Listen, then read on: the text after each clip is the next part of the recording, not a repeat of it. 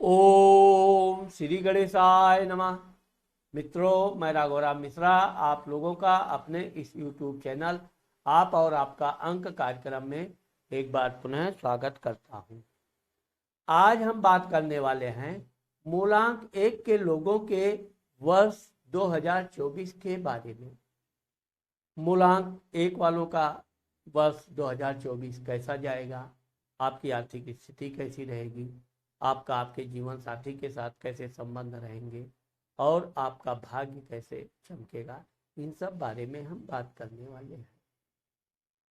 अब चूंकि वर्ष 2024 का मूलांक 8 आता है, जिसका स्वामी शनि होता है, और इस वर्ष आपका वर्ष कुंडली में, वर्ष अंक कुंडली में 3 नंबर आपका आता है, जिसका स्वामी गुरु होता है।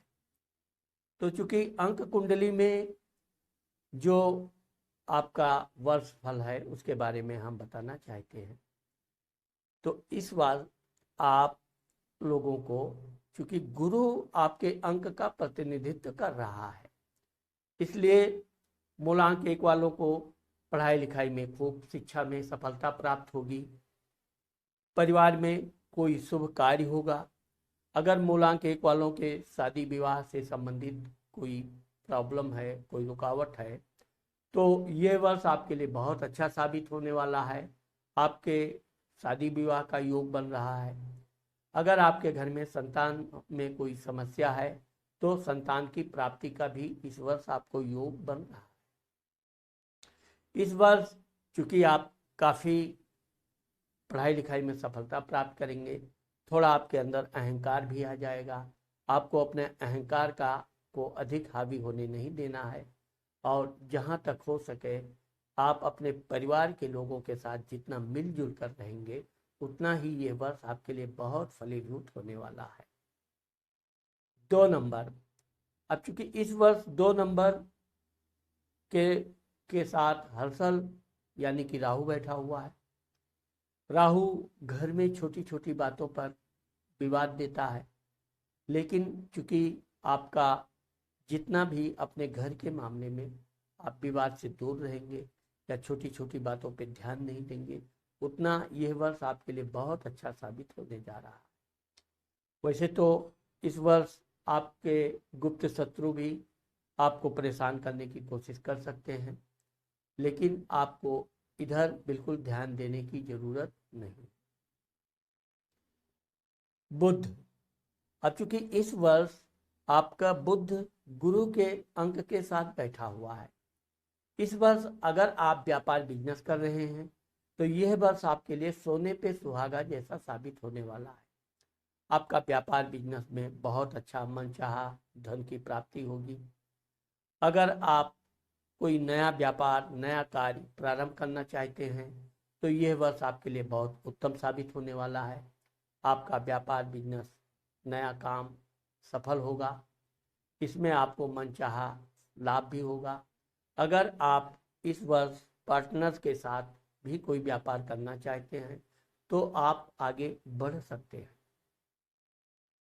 शुक्र, अब चूंकि शुक्र इस वर्ष राहु यानी हर्षल के अंक के साथ बैठा हुआ है, इस वर्ष आपके जीवन साथी धर्मपत्नी के स्वास्थ्य में कुछ गिरावट आ सकती है, या उनके साथ आपका किसी बात पे वैचारिक मतभेद हो सकते हैं।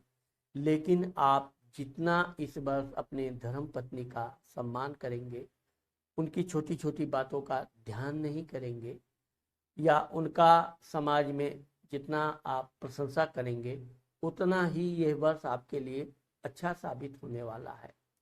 इस वर्ष कोई अन्य महिला के कारण आपके धर्मपत्नी और आपके बीच किसी बात पे विवाद हो सकता है, लेकिन आपको इस वर्ष यह ध्यान रखना है कि धर्मपत्नी अपनी धर्मपत्नी होती है। उसके लिए कोई उल्टा सीधा बहकावे, गलत बात बोले, लड़ाई झगड़ा आपस में लड़ावे, तो आपको यहाँ सतर्क रहने की जरूरत है। किसी के कहने से धर्मपत्नी पर क्रोध करने आपके लिए नुकसान साबित हो सकता है। जहाँ तक हो सके आप अपने गुप्त लोगों की बातें अपनी धर्मपत्नी को बताकर उनको भी सतर्क करने की जरूरत है। वरुण बुध, अब चूंकि नेपच्यून यानी केतु बुध के अंक में बैठा हुआ है, इसलिए यह वर्ष अगर आप व्यापार बिजनेस कर रहे हैं तो अचानक आपको बहुत अच्छा खासा धन की प्राप्ति होने का योग है। अगर आप शेयर इत्यादि में कहीं पैसा लगाए हैं या किसी को धन आपने दे रखा है तो अचानक वो धन आपको प्राप्त करके चमत्कृत कर सकता है। या कोई नया व्यापार करने की आप सोच रहे हैं तो अचानक आपका कोई ऐसा पार्टनर, कोई ऐसा दोस्त मिल सकता है, इसके साथ आप अपना साइड बिजनेस भी चालू कर सकते हैं या उस बिजनेस में आप पूर्ण रूप से भागीदारी कर सकते हैं और यह बिजनेस आपका बहुत अच्छा चलने वाला है। शनि, अब शनि शुक्र के अंक में बैठा हुआ है, इसलिए मूलांक 1 वालों के जीवन में अपनी प्रेमिका के साथ या अपनी धर्मपत्नी के साथ, धर्मपत्नी कम बोल सकते हैं क्योंकि धर्मपत्नी से थोड़े आपके विचारों में कमी आएगी, लेकिन अगर आपकी कोई प्रेमिका है तो उसके साथ आप दूर की यात्रा करेंगे। यह यात्रा आपके लिए बड़ा मनोरंजक और उत्साहवर्धक रहेगा। साथ ही आप काफ़ी उपहार इत्यादि भी खरीद कर एक दूसरे का सम्मान करेंगे। और जहाँ तक प्रेमिका के संबंध में देखा जाए तो प्रेमिका आपकी वफादार होगी, आप भी उसके प्रति वफादार रहेंगे। लेकिन विशेषकर मैं उन लोगों को सावधान करना चाहता हूँ जो लोग शादीशुदा हैं, और अगर आप शादीशुदा हैं तो आप कदापि प्रेमिका के साथ कोई भी दूर की यात्रा करने से बचें। मंगल, अब इस वर्ष मंगल केतु के अंक में बैठा हुआ है, जिसके कारण अगर आप कोई जमीन प्रॉपर्टी खरीदने जा रहे हैं तो आप अच्छी तरह से पेपर को, कागजात को अच्छी तरह पढ़ लिए, उसका अध्ययन कीजिए, उसकी सच्चाई का पता कीजिए, फिर आप जाकर धन इन्वेस्ट कीजिए। यहाँ पर आपके जल्दबाजी में धोखा का योग है, इसलिए आप अगर कोई वाहन भी खरीदने जा रहे हैं तो वाहन भी बहुत अच्छी तरह जांच पड़ताल करके ही खरीदें। शत्रुओं के मामले में आपके गुप्त शत्रु इस बार सक्रिय रहेंगे, उनसे आप अपनी कोई भी गुप्त बात बताने से बचें। और जहां तक हो सके आप अपने भविष्य में क्या प्लानिंग कर रहे हैं इसका भी आप जितना गुप्त रखकर काम में अपने सक्रिय रहेंगे उतना आपको सफलता मिलेगा। वैसे तो अगर आप कोई कानूनी कोर्ट कचहरी के चक्कर में हैं तो ये बस आपके लिए ठीक रहेगा। कुल मिलाकर ये लंबा केस चलता जाएगा, लेकिन जो लोग नई जमीन प्रॉपर्टी खरीदने जा रहे हैं उनको सोच समझकर ही कदम उठाना चाहिए। सूर्य, अब सूर्य इस वर्ष आपके शनि के अंक के साथ बैठा हुआ। सूर्य और शनि में हमेशा वैचारिक मतभेद होते हैं, इसलिए आपको विशेषकर अपने पिताजी से विवाद तो बिल्कुल नहीं करना चाहिए। अगर पिताजी आपको कोई दो बात खरी खोटी सुना भी दें तो आपको उनकी बातों को सुनने की क्षमता रखनी चाहिए। उनसे उलझना आपके लिए नुकसान दे सकता है। नौकरी चाकरी के मामले में भी देखा जाए तो इस वर्ष आपको स्थान परिवर्तन या पदोन्नति मिलने का योग है। किसी अधिकारी से आपके थोड़े विचार में मतभेद पैदा हो सकते हैं, इसलिए आप अधिकारियों के मतभेद के लिए ज़्यादा चिंता करने की जरूरत नहीं है।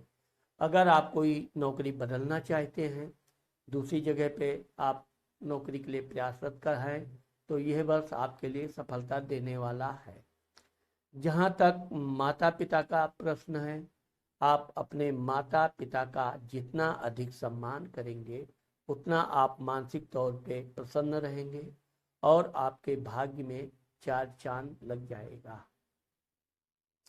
चंद्रमा, चंद्रमा इस वर्ष मंगल के अंक में बैठा हुआ है। चंद्र मंगल यानी कि इस वर्ष आपके लक्ष्मी का योग बन रहा है, तो इस प्रकार से यह वर्ष आपके लिए बहुत शुभदायक है। आर्थिक स्थिति के मामले में आप बहुत मजबूत होंगे। आप जितना अपनी माता जी का सम्मान करेंगे, उनकी आज्ञा का पालन करेंगे, घर में बड़े बुजुर्गों का जितना सम्मान करेंगे, उतना आपके घर में लक्ष्मी आएगी, रुकेगी, और यही धन आपके आगे चलकर बहुत बड़ा कार्य सिद्धि में सहायक होगी। क्योंकि इस वर्ष आप धन से संबंधित कोई भी काम करेंगे तो आपको धन की प्राप्ति भी होगी।